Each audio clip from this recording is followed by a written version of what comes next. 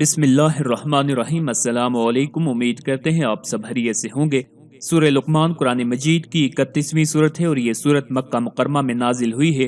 اس صورت میں 4 رکوع 34 آیات ہیں۔ سورہ لقمان میں کل الفاظ 612 ہیں جبکہ کل حروف کی تعداد 2136 ہے۔ یہ صورت قرآن مجید کے 21ویں پارہ پر مشتمل ہے۔ سورہ لقمان قرآن کی کتابی ترتیب کے لحاظ سے 31ویں جبکہ ترتیب نزولی کے اعتبار سے 57 نمبر پر نازل ہوئی ہے۔ حضرت لقمان کے حکیمانہ اقوال اور نصیحتوں پر مبنی ہے جس میں والدین کے حقوق، توحید اور آخرت کی اہمیت کا درس دیا گیا ہے۔ اس صورت میں حضرت لقمان کی اپنے بیٹے کو دی گئی نصیحتیں بھی ذکر کی گئی ہیں جو حکمت اور دانائی پر مبنی ہیں۔ اس صورت کا نام لقمان رکھا گیا ہے کیونکہ اس میں حضرت لقمان کی حکمت اور ان کی اپنے بیٹے کو دی گئی نصیحتیں بیان کی گئی ہیں۔ حضرت لقمان ایک حکیم اور دانا آدمی تھے جن کی حکمت کو اللہ نے قرآن میں ذکر کیا ہے تاکہ لوگ ان سے عبرت حاصل کریں اور اس کی ہدایت کی پیروی کریں۔ اسی وجہ سے یہ سورت سورہ لقمان کے نام سے موسوم ہوئی ہے۔ سورہ لقمان مکہ مکرمہ میں اس وقت نازل ہوئی جب اسلام کا پیغام نئے پیروکاروں کے لیے اخلاص، توحید اور حکمت پر مبنی پیغام کے طور پر پہنچایا جا رہا تھا۔ اس صورت میں والدین کے ساتھ حسن سلوک اور اللہ کی وحدانیت کو تسلیم کرنے کی اہمیت پر زور دیا گیا ہے۔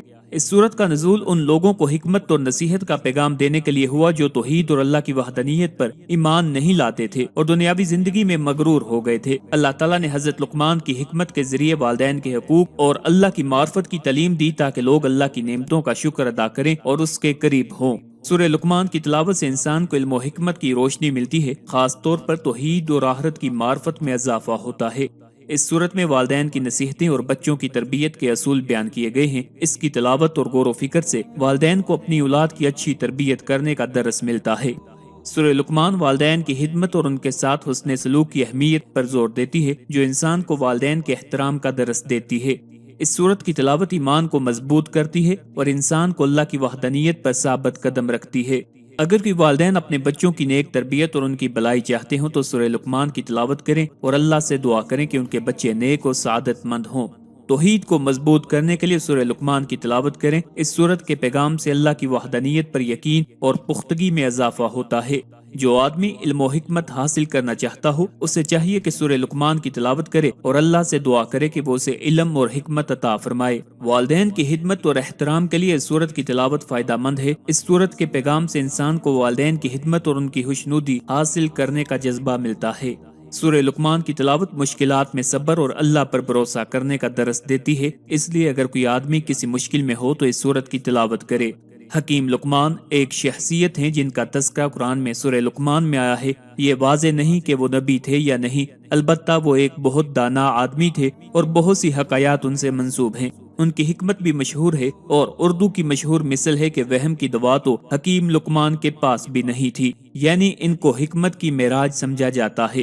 حکیم لقمان اللہ سے بہت محبت کرتے تھے اور ان کا ایمان بہت طاقتور تھا۔ قرآن میں ان کی کچھ نصیحتیں درج ہیں جو انہوں نے اپنے بیٹے کو کی تھی۔ حضرت لقمان کی مدح و ثنا اور ان کی بعض نصیحتوں کا تذکرہ قرآن میں بڑی عظمت اور شان کے ساتھ بیان کیا گیا ہے اور انہی کے نام پر قرآن مجید کی ایک سورت کا نام سورہ لقمان رکھا گیا ہے۔ محمد بن اسحاق صاحب مغازی نے ان کا نسب نامہ اس طرح بیان کیا ہے: لقمان بن باعور بن باہور بن تارخ۔ یہ تارخ وہی ہیں جو حضرت ابراہیم علیہ السلام کے والد ہیں اور مورخین نے فرمایا ہے کہ آپ حضرت ایوب علیہ السلام کے بانجے تھے اور بعض کا قول ہے کہ آپ حضرت ایوب علیہ السلام کے خالہ زاد بھائی تھے۔ حضرت لقمان نے 1000 برس کی عمر پائی ہے، یہاں تک کہ حضرت داؤد علیہ السلام کی صحبت میں رہ کر ان سے علم سیکھا ہے، اور حضرت داؤد علیہ السلام کی بعثت سے پہلے آپ بنی اسرائیل کے مفتی تھے، مگر جب حضرت داؤد علیہ السلام منصب نبوت پر فائز ہو گئے تو آپ نے فتویٰ دینا ترک کر دیا۔ حضرت اکرمہ اور امام شعبی کے سوا جمہور علماء کا یہی قول ہے کہ آپ نبی نہیں تھے بلکہ آپ حکیم تھے اور بنی اسرائیل کے نہایت ہی بلند مرتبہ صاحب ایمان اور بہت ہی نامور مرد صالح تھے، اور اللہ تعالیٰ نے آپ کے سینہ کو حکمتوں کا خزینہ بنا دیا تھا۔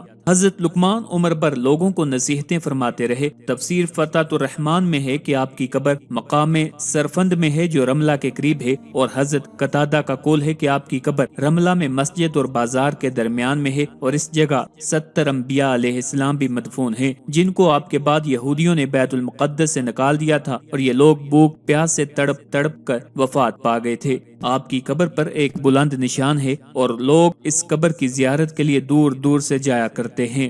بعض کتابوں میں لکھا ہے کہ حضرت لقمان نے فرمایا ہے کہ میں نے 4000 نبیوں کی خدمت میں حاضری دی ہے اور ان پیغمبروں کے مقدس کلاموں میں سے 8 باتوں کو میں نے چن کر یاد کر لیا ہے، جو یہ ہیں: جب تم نماز پڑھو تو اپنے دل کی حفاظت کرو، جب تم کھانا کھاؤ تو اپنے حلق کی حفاظت کرو، جب تم کسی غیر کے مکان میں رہو تو اپنی آنکھوں کی حفاظت کرو، جب تم لوگوں کی مجلس میں رہو تو اپنی زبان کی حفاظت کرو، اللہ تعالیٰ کو ہمیشہ یاد رکھو، اپنی موت کو ہمیشہ یاد کرتے رہا کرو، اپنے احسانوں کو بلا دو، دوسروں کے ظلم کو فراموش کر دو۔ ان کی دانائی سے لبریز باتوں کی کچھ مثالیں یہ ہیں: اور لوگوں سے غرور کے ساتھ اپنا رخ نہ پھیرو اور زمین پر اکڑ کر مت چلو، بے شک اللہ ہر متکبر اترا کر چلنے والے کو ناپسند فرماتا ہے۔ اس دنیا میں ایسے کوشش کرو جیسے یہی ہمیشہ رہنا ہے، اور آخرت کے لیے ایسے کوشش کرو جیسے کل مر جانا ہے۔ میں نے بولنے پر بارہا افسوس کیا ہے، مگر خاموش رہنے پر کبھی افسوس نہیں ہوا۔ اگر معدہ کھانے سے بھر جائے تو دماغ سو جاتا ہے، بے زبان اعضائے جسمانی خدا کی عبادت اور ریاضت سے قاصر ہو جاتے ہیں۔ میں نے عقل بے وقوفوں سے سیکھی، جن افعال سے وہ گھاٹا اٹھاتے ہیں میں ان سے پرہیز کرتا ہوں۔ عہد شکنوں اور جھوٹوں پر کبھی اعتماد نہ کرو۔ اس صورت کا مرکزی مضمون یہ ہے کہ اس میں اللہ تعالیٰ اور اس کی وحدانیت پر ایمان لانے، حضور صلی اللہ علیہ وآلہ وسلم کی نبوت کی تصدیق کرنے، موت کے بعد دوبارہ زندہ کیے جانے اور قبر کے دن کا اقرار کرنے کے بارے میں دلائل کے ساتھ کلام کیا گیا ہے، اور اس صورت میں یہ چیزیں بیان کی گئی ہیں۔ اس صورت کی ابتدا میں اللہ تعالیٰ کی ہدایت کے دستور اور حضور اقدس صلی اللہ علیہ وآلہ وسلم کے دائمی معجزے قرآن پاک کا ذکر کیا گیا ہے، اور یہ بتایا گیا کہ مسلمانوں کا گروہ قرآن پاک کی تصدیق کرتا ہے، اس لیے وہ جنت میں داخل ہو کر کامیاب ہو جائیں گے، اور کافروں کا گروہ قرآن پاک کی آیات کا مذاق اڑاتا ہے اور ان کا انکار کرتا ہے، اور اس نے اپنی جہالت اور بے وقوفی کی وجہ سے گمراہی کا راستہ اختیار کیا تو وہ جہنم کے دائمی دردناک عذاب میں مبتلا ہو کر نقصان اٹھائیں گے۔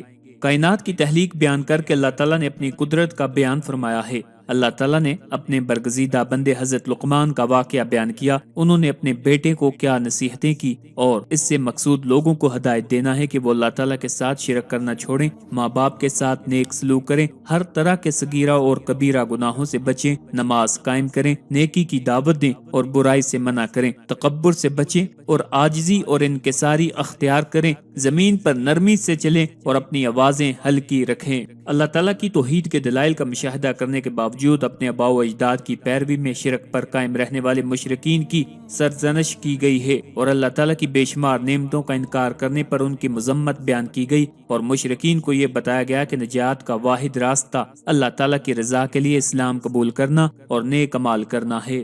کفار کے قول اور عمل میں تضاد کو بیان کیا گیا کہ وہ اللہ تعالیٰ کے خالق ہونے کا اقرار کرتے ہیں، لیکن عبادت کا مستحق ہونے میں بتوں کو اس کا شریک ٹھہراتے ہیں، حالانکہ بے شمار دلائل سے یہ بات ثابت ہے کہ عبادت کا مستحق صرف اللہ تعالیٰ ہے اور اس کے سوا اور کوئی عبادت کیے جانے کا حقدار نہیں ہے۔